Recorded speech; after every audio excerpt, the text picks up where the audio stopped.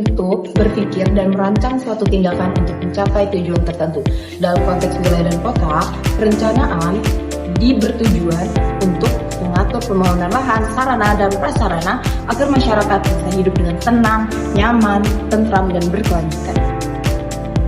Proses perencanaan meliputi mengidentifikasi masalah atau kebutuhan, yang kedua, mengumpulkan data, ketiga, menganalisis kondisi, keempat, menyusun solusi alternatif, kelima, mengambil solusi terbaik, keenam, mengimplementasikan dan mengevaluasi perencanaan tersebut.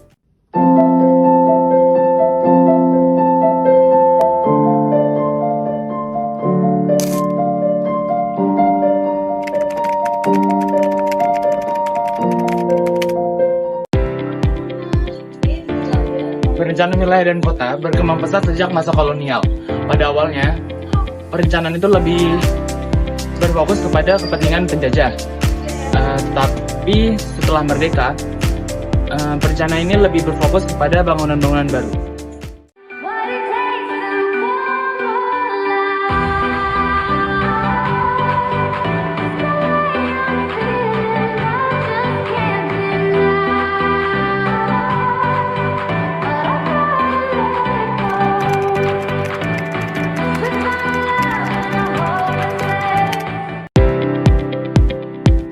Sebagai seorang perencana atau juga bisa disebut dengan urban planner atau city planner, tentunya kita akan berfokus pada bidang pengelolaan, penataan, serta pengembangan wilayah kota atau daerah untuk menciptakan lingkungan yang lebih baik.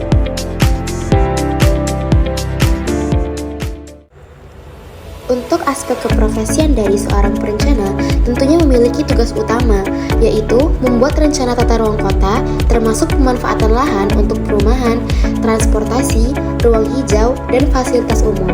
Lalu, menganalisis data tentang populasi, lingkungan, dan kebutuhan masyarakat, dan berkolaborasi dengan pemerintah, pengembang, dan masyarakat untuk menciptakan kota yang nyaman dan berkelanjutan.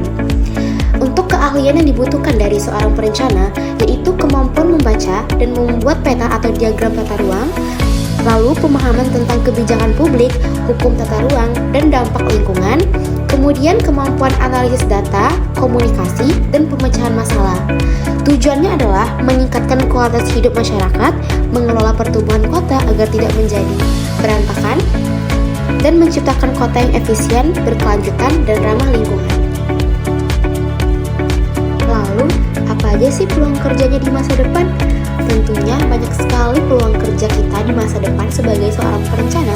Salah satunya bekerja di sektor pemerintahan, menjadi bagian dari dinas tata ruang, pekerjaan umum, atau perencanaan wilayah untuk membantu pemerintah mengatur pembangunan daerah, dan terlibat dalam proyek pembangunan infrastruktur seperti jalan, taman, atau kawasan perumahan.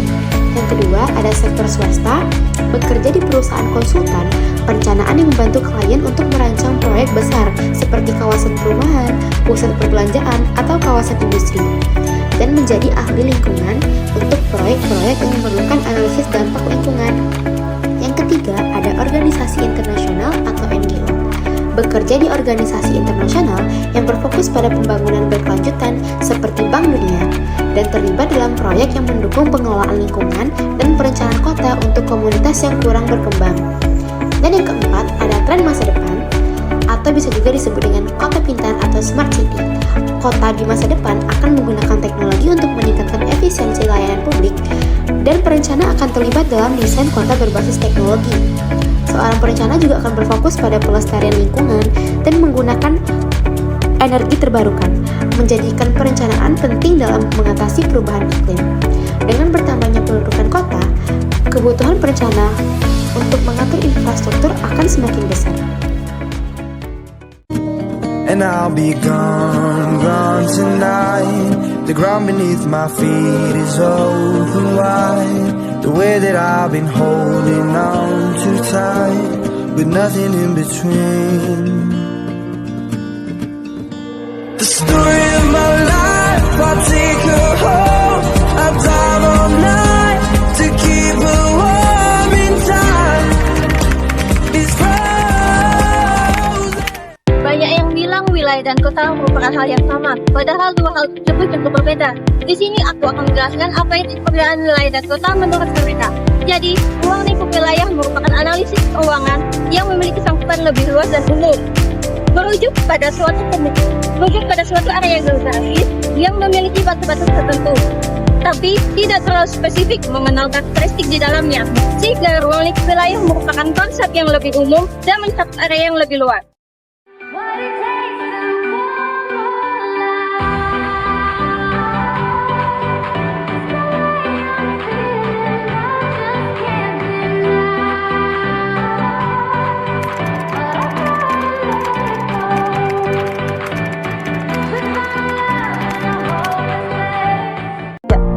Sini saya akan menjelaskan apa itu kajian, ruang perencanaan, atau penduduk. Kajian adalah gambaran kecil mengenai unsur esensial suatu wilayah.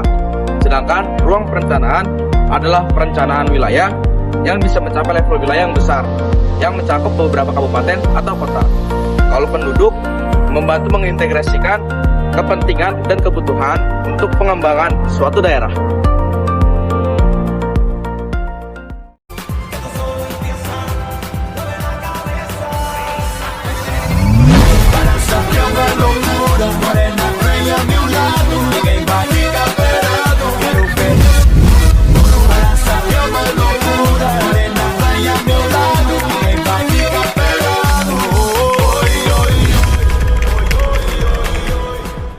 Isu yang akan kami bahas di sini adalah ruang terbuka hijau. Ruang terbuka hijau di Indonesia, khususnya di Provinsi Lampung, tengah menghadapi masalah yang cukup serius dan membutuhkan solusi berkelanjutan demi kualitas hidup warganya.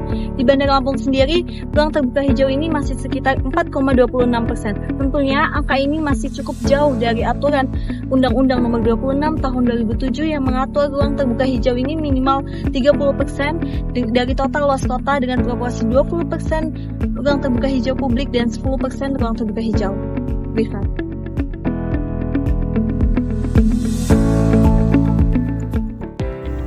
Tantangan terbesar yang dihadapi Bandar Lampung adalah penyusunan ruang terbuka hijau yang berkelanjutan. Lahan hijau yang sebelumnya memancarkan keindahan kini beralih menjadi zona-zona pemukiman dan bisnis yang padat. Penurunan luas ruang terbuka hijau secara signifikan ini tentunya mempengaruhi kualitas udara. Polusi udara yang meningkat berdampak buruk pada kesehatan penduduk dan lingkungan. Kemudian, kurangnya pepohonan dan peningkatan pemukiman beton menyebabkan suhu kota menjadi lebih tinggi. Padahal, ruang terbuka hijau memiliki peran penting secara ekonomi, sosial, dan juga lingkungan. Sebagai contoh, fungsi ruang terbuka hijau secara sosial adalah sebagai tempat berkumpul dan berinteraksi.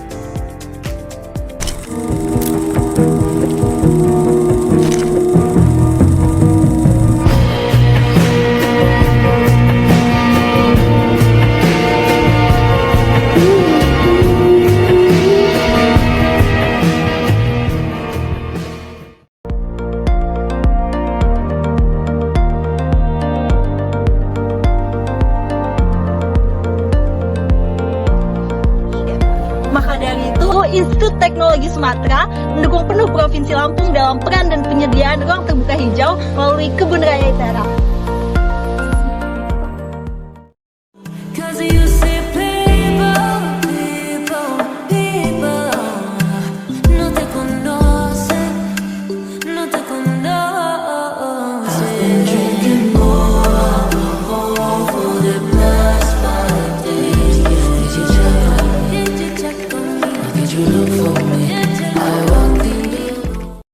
Oke, jadi kesimpulan dari kuliah dasar perencanaan wilayah dan kota adalah kita bisa memahami bahwa ilmu PWK bertujuan untuk menciptakan ruang hidup yang teratur, nyaman, dan berkelanjutan bagi masyarakat. Namun, kita perlu memperdalam pengetahuan tentang teknik analisis ruang dan pemahaman regulasi tata ruang dan keterampilan penggunaan teknologis atau Geographic Information System untuk lebih efektif dalam merancang dan mengelola wilayah dan kota.